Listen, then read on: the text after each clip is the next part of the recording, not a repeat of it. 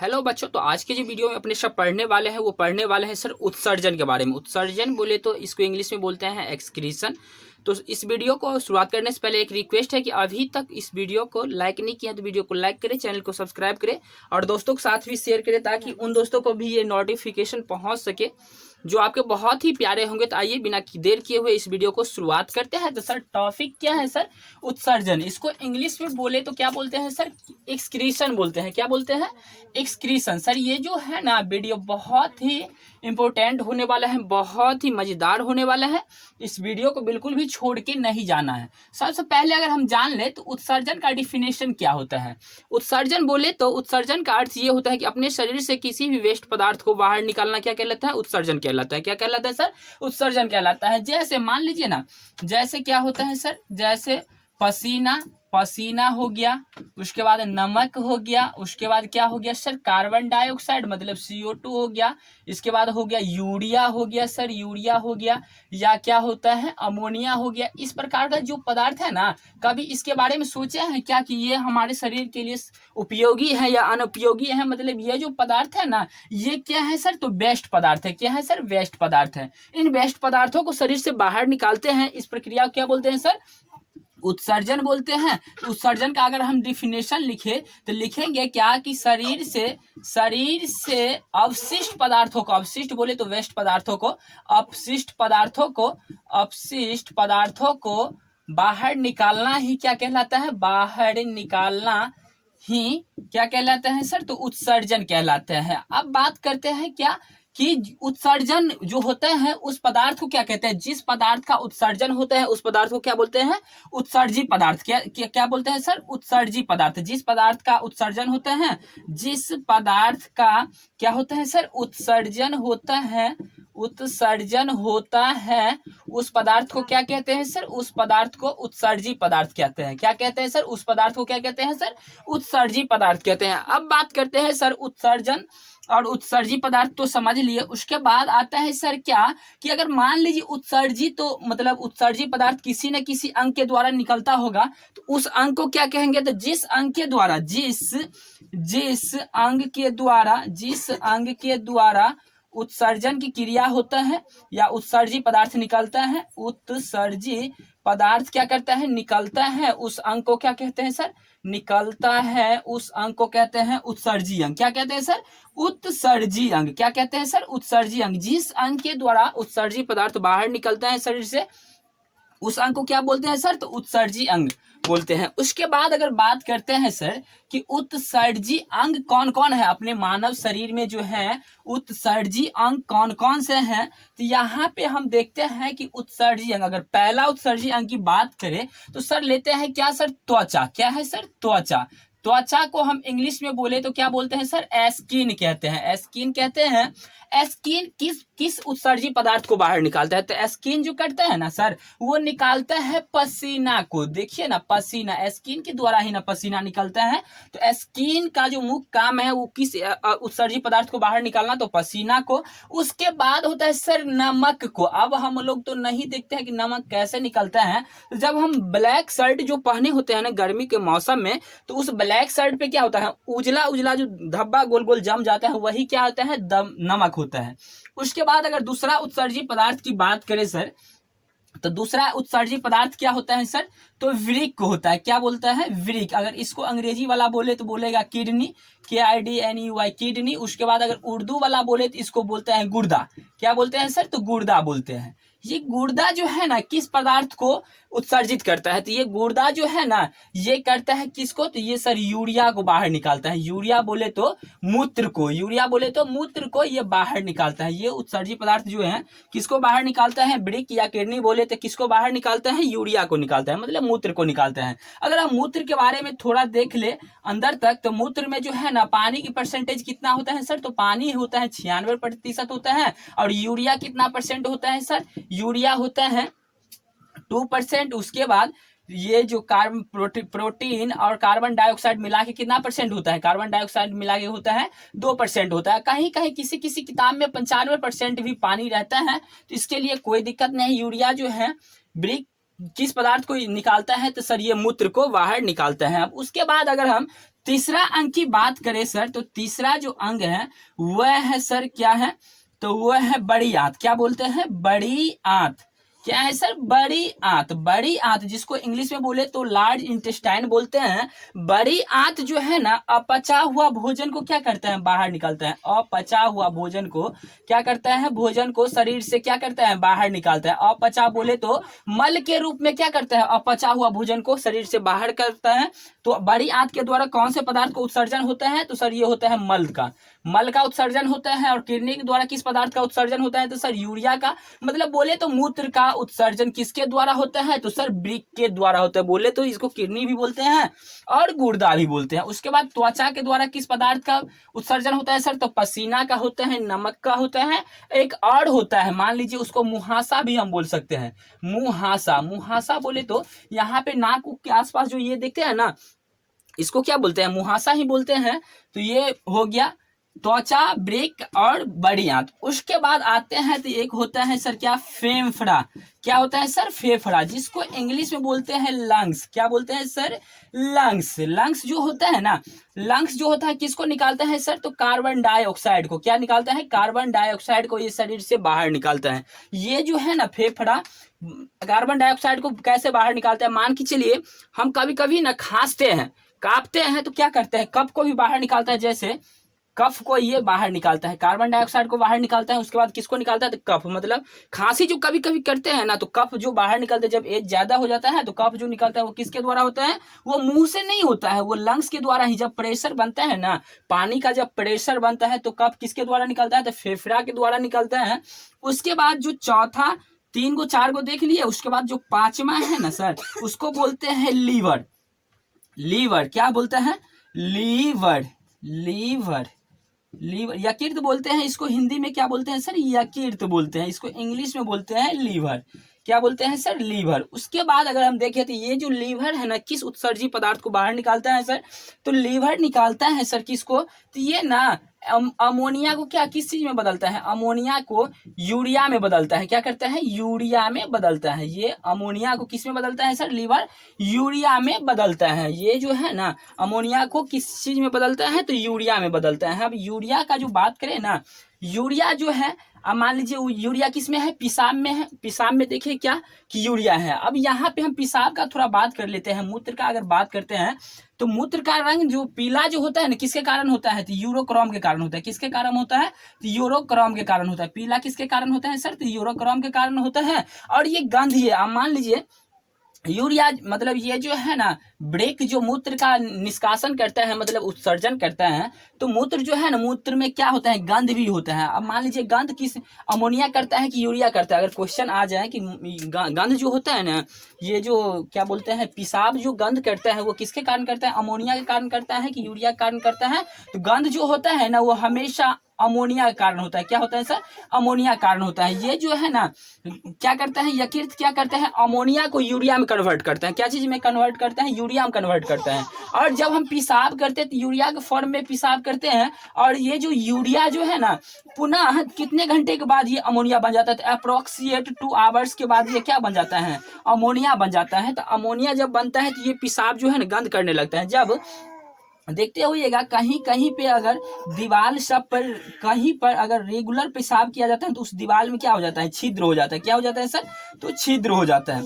और वहां पे बहुत बहुत अधिक मात्रा में दुर्गंध मतलब उत्पन्न होता है। वहां पे बहुत अधिक मात्रा में गंध वहां से निकलता है। किसके कारण गंध निकलता है, तो सर ये किसके कारण निकलता है, तो अमोनिया के कारण यहाँ से गंध निकलता है। तो मतलब अगर यहाँ से अगर क्वेश्चन करे कि मतलब ये जो गंध करता है मूत्र, वो किसके कारण करता है, तो सर अमोनिया के कारण करता है, अमोनिया के कारण करता है। तो इस प्रकार से हम कितने अंग को देखें, उत्सर्जी अंग है 5 को। त्वचा है सर, वृक्क है सर, उसके बाद बड़ी आंत है, उसके बाद फेफड़ा है, उसके बाद यकृत है। उसके बाद अगर हम बात करें तो थोड़ा और डीप जाते हैं। किस पे डीप जाते हैं, तो सर यकृत पे। मतलब अब इसमें से क्वेश्चन कैसे पूछेगा ऑब्जेक्टिव में, तो पूछेगा सर क्या कि सबसे महत्वपूर्ण या सबसे मुख्य उत्सर्जी पदार्थ कौन है, शरीर का सबसे मुख्य उत्सर्जी पदार्थ कौन है, तो मुख्य जो है ना वो सर है वृक्क है। कौन है सर, वृक्क, जिसको इंग्लिश में क्या बोलते हैं, किडनी बोलते हैं। कौन सा है सर, वृक्क है। अब थोड़ा वृक्क के बारे में जान लेते हैं। ब्रिक के बारे में जान लेते हैं। ब्रिक जो है ना, ब्रिक जो है कहाँ अवस्थित होता है, तो ब्रिक का अगर हम सिंबॉलिंग करें तो इस टाइप से होता है ब्रिक। मान लीजिए यहाँ पे फिगर रहता है, इस टाइप से क्या रहता है सर, ब्रिक रहता है।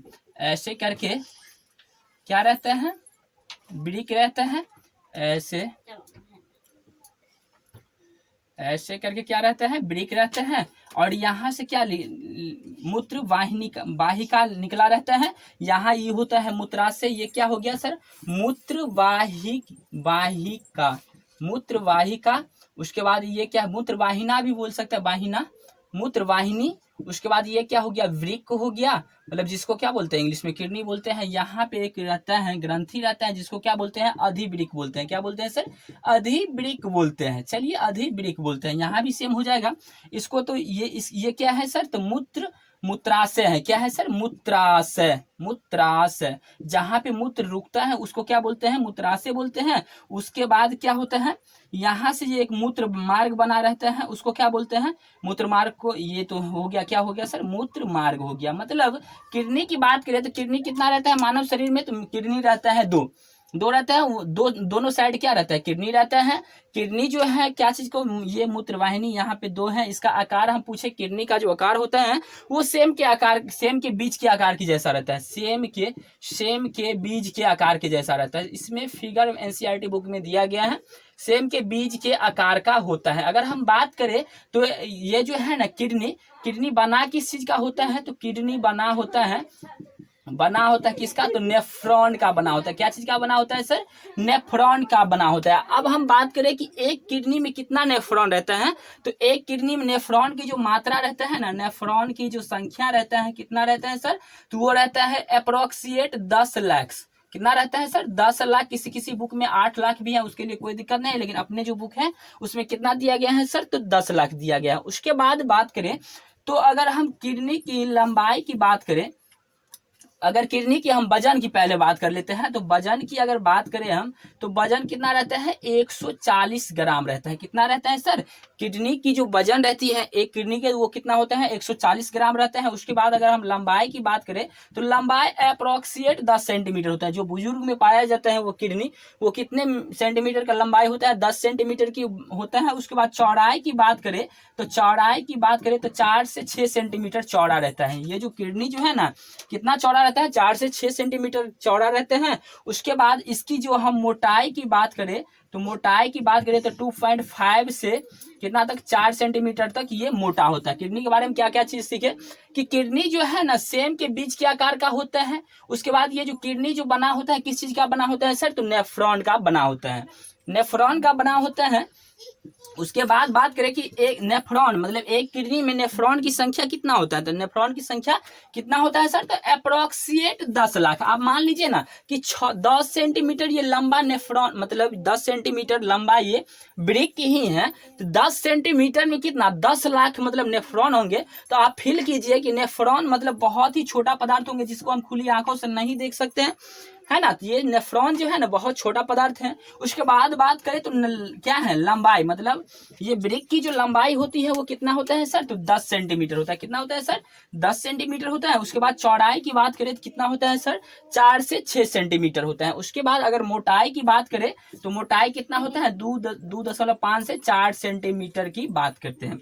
उसके बाद अगर हम बात करें तो यहाँ जो है ना मूत्राशय में जो एक बार में पेशाब को हम इकट्ठा कर सकते हैं, वो अधिकतम कर सकते हैं कितना को, तो सर 500 ml पेशाब को हम क्या कर सकते हैं, एक बार में अधिक से अधिक मात्रा को क्या कर सकते हैं, इकट्ठा कर सकते हैं। इससे ज्यादा मात्रा को हम इकट्ठा नहीं कर सकते हैं। उसके बाद इसमें हम क्या क्या चीज सीखे, कि ब्रिक जो है ना, ब्रिक सेम के बीज के आकार के जैसा होता है। ये किस चीज का बना होता है, नेफ्रॉन का बना होता है। उसके बाद नेफ्रॉन की संख्या कितनी होती है, तो 10 लाख होती है। एक मतलब ब्रिक में वजन कितना होता है, 140 ग्राम होता है। उसके बाद लंबाई 10 सेंटीमीटर, चौड़ाई 4 से 6 सेंटीमीटर, मोटाई कितना होता है, तो 2.5 से 4 सेंटीमीटर। उसके बाद जो बात करें तो ये ब्रिक में जो है ना, ब्रिक में जो है, इसको थोड़ा मिटा लेते हैं, चलिए इसको थोड़ा मिटा ले।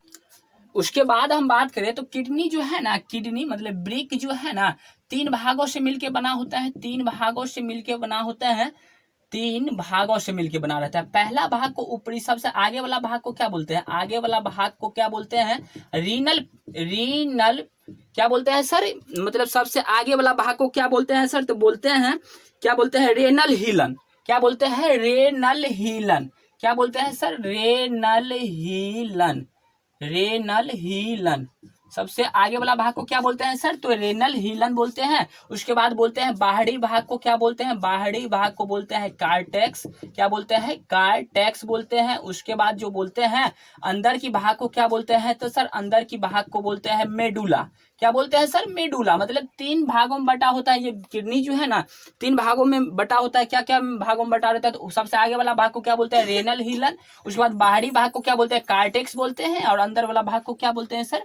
मेडुला बोलते हैं। उसके बाद जो हम बात करते हैं ना, उसके बाद बात करते हैं तो ब्रिक जो है ना, ब्रिक ब्रिक शराब एवं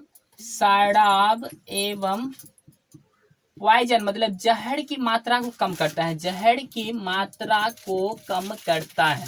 ये जो है ना ब्रिक का जो काम है वो क्या करता है सर?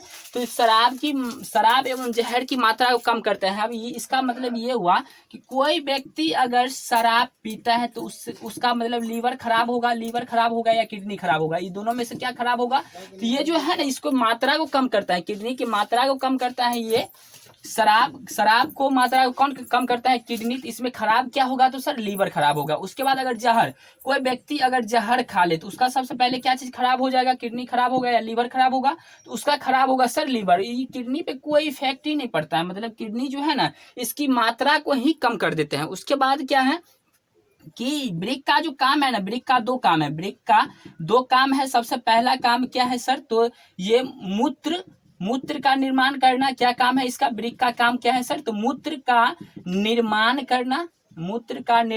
और दूसरा जो काम है वो है सर क्या? मूत्र का निर्माण करना। उसके बाद है ब्लड को छानना। ब्लड को क्या करना? छानना। मतलब पहला काम क्या है ब्रिक का? ये है सर मूत्र को निर्माण करना। और दूसरा काम क्या है कि मतलब ब्लड को छानना। मतलब ये शुद्ध नहीं करता है, शुद्ध ब्लड को ब्रिक नहीं करता है, मतलब इसको सिर्फ छानता है। शुद्ध तो होता है जब इसमें ऑक्सीजन की मात्रा आएगा तभी ब्लड शुद्ध होता है। मतलब ब्रिक क्या करता है कि शराब एवं जहर की मात्रा को क्या करता है? कम कर देता है। तो शराब पीने वाले व्यक्ति का ब्रिक या लीवर खराब होता है तो ये क्या हो जाएगा? लीवर खराब होता है, मतलब लीवर को ही गला देता है। किडनी पे कोई इफेक्ट नहीं पड़ता है। उसके बाद जहर की बात करें तो जहर अगर कोई खा लेते हैं तो उससे का सबसे पहले कौन सा पार्ट खराब हो जाता है? तो सर वो लीवर खराब हो जाता है। उसके आगे अगर हम बात करें तो मान लीजिए क्या कि अब इसको थोड़ा मिटा लेते हैं पहले। आइए उसके बाद हम थोड़ा ऑब्जेक्टिव पे बात कर लेते हैं। तो सर 100 ml ब्लड में जो रहता है ना वो कितना यूरिया रहता है? तो सर 30 ml यूरिया रहता है। उसके बाद अगर हम देखें तो 100 ml ब्लड में यूरिक अम्ल कितना रहता है? तो यूरिक अम्ल जो रहता है ना वो 2 से 3 ml रहता है। 100 ml ब्लड में कितना यूरिक अम्ल रहता है? तो 2 से 3 ml यूरिक अम्ल रहता है। उसके बाद अगर हम बात करें तो हम प्रतिदिन करीब कितना? तो 1.5 से 2 ग्राम यूरिक अम्ल को बाहर करते हैं, मतलब शरीर से बाहर निकालते हैं। हम जो है ना प्रतिदिन, प्रत्येक व्यक्ति जो प्रतिदिन कितना यूरिक अम्ल को बाहर निकालता है? तो लगभग 1.5 से 2 ग्राम यूरिक अम्ल को शरीर से बाहर निकालते हैं। उसके बाद बात करें तो किडनी में जो होने वाली जो लगभग में बीमारी है वो 3 गो बीमारी है। सबसे पहला होता है स्टोन। स्टोन मतलब जिसको पथरी बोलते हैं। तो वो पथरी जो होता है ना किस चीज का बना होता है सर? तो पथरी बना होता है कैल्शियम ऑक्जिलेट का। किडनी में जो पथरी बना होता है वो किस चीज का बना होता है? तो कैल्शियम ऑक्जिलेट का बना होता है। उसके बाद दूसरा बीमारी है सर यूरिना। यूरिना में क्या होता है कि अमोनिया की मात्रा बढ़ जाता है। जब शरीर में अमोनिया की मात्रा बढ़ जाता है ना तब मतलब क्या होता है कि यूरिना होता है। अब अमोनिया की मात्रा कैसे समझेंगे कि बढ़ रहा है? जब हम दो व्यक्ति अलग अलग जगहों पे क्या करते हैं? पेशाब करते हैं। तो जिसका पेशाब अगर ज्यादा बदबू करता है तो हम समझते हैं क्या कि इस व्यक्ति के पेशाब में मतलब शरीर में क्या हो गया कि अमोनिया की मात्रा बढ़ गया, मतलब पेशाब ज्यादा बदबू कर रहे हैं। तो उस व्यक्ति को कौन सा बीमारी हो गया? तो सर यूरिना हो गया। उसके बाद बात करते हैं सर गठिया। गठिया बहुत जटिल बीमारी है। ये क्यों होता है? जब ये एज जो ढलता है ना, एज जो ढलता है मतलब गठिया का मतलब होता है हड्डी के जोड़ों पे दर्द होना। ये जो बीमारी है ना एज जब ढलता है तो उसमें यूरिक एसिड की जम जाती है। यूरिक एसिड जो है ना शरीर में जम जाता है जिसके कारण क्या होता है उसके शरीर में क्या होता है, गठिया नामक बीमारी हो जाता है। तो इस प्रकार से हम क्या किए, उत्सर्जन जो टॉपिक था इसको समाप्त किए। वीडियो अगर पसंद आए तो वीडियो को लाइक करें, चैनल को सब्सक्राइब करें, दोस्तों के साथ शेयर करें। फिर मिलते हैं नए वीडियो में नए टॉपिक के साथ, तब तक के लिए बाय।